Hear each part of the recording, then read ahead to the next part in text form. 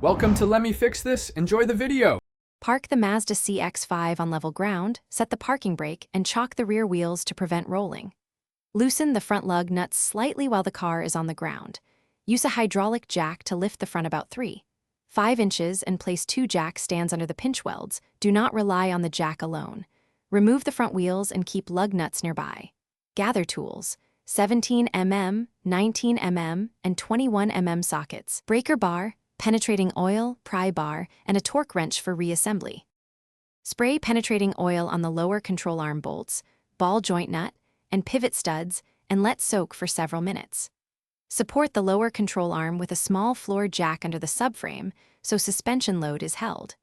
Remove the cotter pin and loosen the ball joint nut with a 19 mm or 21 mm socket while keeping the arm supported. Use a ball joint separator or a pry bar to separate the ball joint from the steering knuckle. Avoid hitting the knuckle. Remove inner pivot bolts with a 17 mm socket and slide the old control arm free.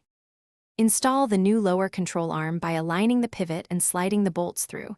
Tighten each nut finger tight so the arm can move slightly. Reconnect the ball joint to the knuckle, thread the nut, and install a new cotter pin or locking mechanism as required.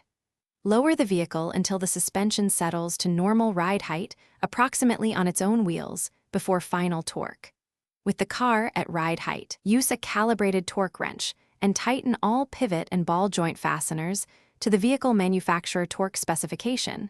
Then reinstall wheel. Thanks for watching. If you found this helpful, don't forget to like and subscribe.